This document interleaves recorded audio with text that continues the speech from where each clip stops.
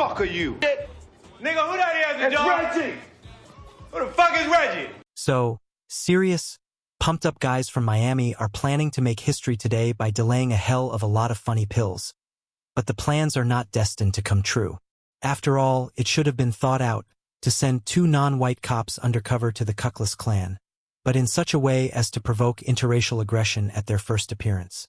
In addition, 2 clowns who prefer to reveal their disguise by singing songs, instead of stepping aside and quietly calling for help. And this is when it is known that the suspects are armed to the teeth. Although this would not have worked, walkie-talkies immediately fail, night vision goggles glare from the campfire, and no one from the special forces thinks to take binoculars to visually assess what kind of fuss is happening on the shore. Mike's behavior is also fucked up. He can't even just shoot into the air to get help. What's even more strange, the bearded one holds it pretty tightly, Marcus, but as soon as Mike shoots the first freak, the bearded man is already standing completely open without Marcus. Well, friends of interest, of course, shoot only at the scenery. The cops are partners purely on target. And support in the form of special forces comes only after a few minutes, and only the protective aura of the scenario allows the bad guys to last so long. Spectacularly, of course, Mike saves his partner's life, but it would be possible not to show off, shoot from the spot and aim, and so only a friend's point was pierced. Marcus goes on vacation to restore the bumper, and his wife openly talks in front of her daughter about her father's non-working device. It is not surprising that she is already jealous of Aunt Sid at the age of 13. Well, it's around Sid that the whole plot unfolds. He works for the DEA and undercover launders money for Cuban drug lord Johnny Tapia through his partner Alexei, who came to a meeting with Sid to check if he had calculating machines. And the tough drug dealer decides that the girl can be trusted. Just after counting 1 pack of money. The case when I wanted to show the process of work of large drug dealers, but I came up with only the recalculation of cash. The recalculation is over. Sid is ready to transport the money. But then it turns out that a group of local hippies are planning to squeeze the money. And by pure chance, Mike's informant becomes aware of this. And the boys voluntarily go to monitor the Haitians without notifying their department about it. After all, when there is 100% information that marauding thugs will rob someone, fucking ask for help. And the offices are handsome, they notice the bumblebees when they have already come close to the car. No cover, nothing. The girl stayed alive only because the director still needs her. And 2 stoners, as if there was nothing to do, cling to the car, and without showing any active actions, wait until the LED will not flatten both typical solid-state objects. Bullets, of course, do not harm her. But with all the bunch of cars, none of them thought to block the exit from the parking lot so that Sid wouldn't just dump. And in all this farce, Marcus manages to recognize his sister. And now the partners are already involved in the chase. And Mike advises Marcus to take down cars at full speed. Well, I don't know, to disable a car like that on the streets of the city, this is how many random passersby this Tarantus could ruin. But if Mike had made such a movie in reality, and in 3 days it would have been stored in a zinc coffin. Fortunately, the bandits were blinded by the coolness of the trick and merged into milk. Although what can you expect from these degenerates? There was a car with money right next to them, which they chased, and they exchanged fire with the cops for a whole minute, not even thinking about boarding the car. But as soon as Sid left, the narrow-minded rushed in pursuit on a car carrier, the driver of which, apparently, was deaf, since he did not hear the shootout 10 meters away from himself and did not dump at the first shot. And now a truck full of cars, losing speed when colliding with other cars, easily catches up with Sid's SUV. And the evil Haitians do not want to aim at the annoying Ferrari in any way. And Marcus wasn't taught to take his finger off the trigger in time. And judging by the fact that bandits push cars so easily, no one put them on the handbrake. They also take to tumbling like mad, you don't understand with what force. In a word, Michael Bay is some kind of nonsense. And where is the police work? Why is no one blocking the Autobahn? Where are the helicopters? All they do is throw themselves into the trash. And as soon as the hipsters scatter all the cars, they immediately lose the desire to chase Sid. And where did she run to? Is she so sure that an armed clown won't come running and steal a wheelbarrow with money? It's funny to watch how an international drug dealer who kills people in batches can't rid his mansion of rats. Of course, Finances do not allow him to move to a hotel for a couple of days and spray rat poison. And where did so many rats come from here? As if corpses were hidden in the walls of the house. Mike and Marcus go to the snitch to find out the address of the hippies. And no, after the snitch refused to give the address in a good way, just to scare him with arrest, they begin to deliver the store to him. A magical tin. Well, knowing that they were going to those who had knocked down the police right and left in the morning, the bad boys went alone. They also break into the house, being 100% sure that they will not be shot at the same second. It didn't occur to me that there might be a dozen people there instead of 3, although they could have handled 100. After all, during the chase that here, the hipsters shoot as if they had taken up arms for the first time. And Mike also gives you a yob, shoots into the void, as if he has endless cartridges. And knowing that the wall in the house is made of wood and plaster, stoners do not even try to stitch it together with bedbugs with the help of Kalash. Having dealt with the hippies, the unkillable find out from the latter that one of the dead was engaged in surveillance and wrote everything on camera. And thanks to that, our boys go out to the morgue belonging to a jerk with a gun, and immediately start tapping his phones without any problems. Also at the moment when his brother Fool decided to call the anti-rat service, which creates an ideal opportunity to enter the mansion to install bugs.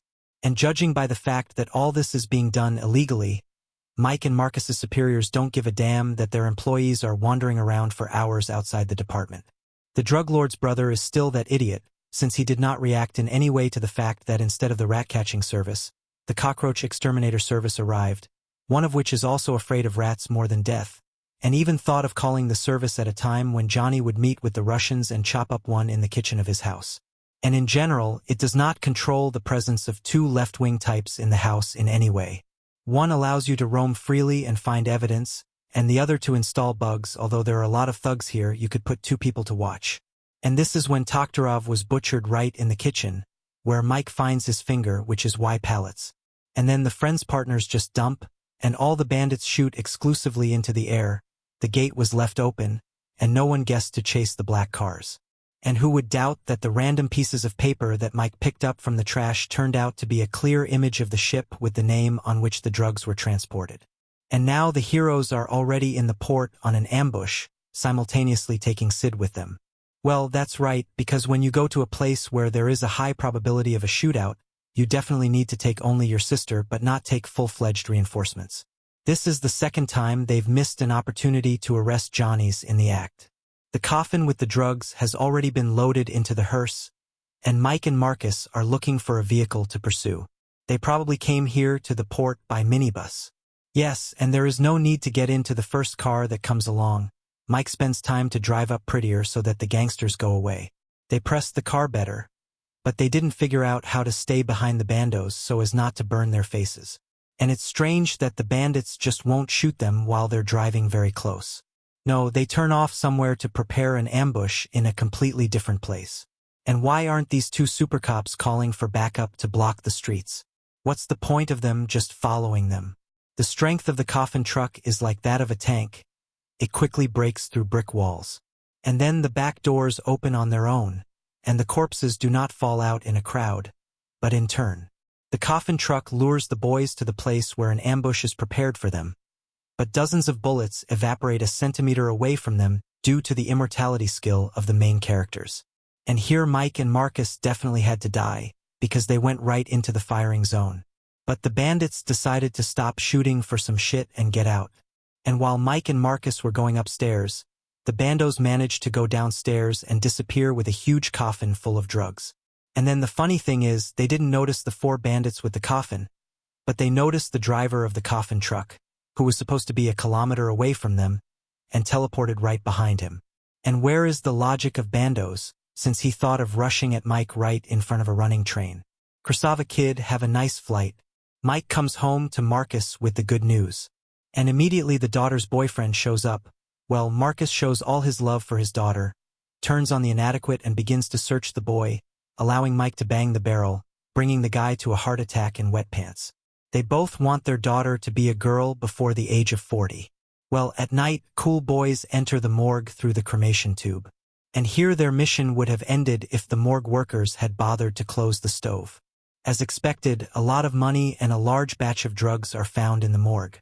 The Bat Boys report the discovery to the captain, but instead of sending special forces to the morgue and Johnny's mansion at the same moment, they wait until the next day for the coffins with the goods to be picked up by couriers and the police chase them across the ocean. But the dumbest thing is that the police did not coordinate their operation with the Drug Enforcement Administration in any way. Therefore, they send Sid to Johnny's mansion on the day of the police raid, and he calmly takes her hostage. And Johnny sheds without any difficulty, because the idiots of the police did not think of putting a decoupling around the mansion, and also allow him to fly out of the country on a private plane. And before Mike and Marcus could say goodbye to Sid forever, a man from the local special forces was found whose brother works as a special forces soldier in Cuba. And all the other warriors decide to help the guys pick up a soulful one, because Michael Bay needs a beautiful shot with cool men to epic music. And when the Americans arrive in Cuba a day later, the underground passage to Johnny's mansion is already ready. There is a 3D diagram of the house, as well as accurate information about the security and in which areas of the mansion it is located. They even have their own person in the house who told them which room Sid is being kept in. It's strange that, with such luck, they just won't enter the mansion disguised as a pizza deliverman and leave to carry Sid away. The assault plan has been drawn up, so it's time for the scene chicks. Stupid military men spread out for the sake of a controlled car. Special forces take out the control room from an underground manhole, and Mike and Marcus enter the mansion in coffins. And they would have left here in coffins if the local military hadn't been constantly shooting past them. As always, Sid is released, but the sphora of the military prevents the mine contractor from reaching the rescue tunnel. A good plan B is to return to the house to dump in a wheelbarrow, the keys to which are just hanging next to the wall. They also dump themselves a moment before the mansion is blown up. And what was the point of blowing it up? Oh, I forgot, someone is filming. I don't give a fuck. And then Mike's brain gets fucked up. Instead of leaving the territory through the beach, where there is not a single military man, he turns back and goes straight through the ruins of a house in which he can get stuck, rushing at the military. And what kind of military is it that they can't hit an RPG from 5 meters away? To get rid of the chase, Mike decides to go to a US military base. And I didn't choose a better road than right through the fuckers. And Johnny is right behind him because he suddenly doesn't care about his daughter, who is either under the rubble or in the hands of special forces.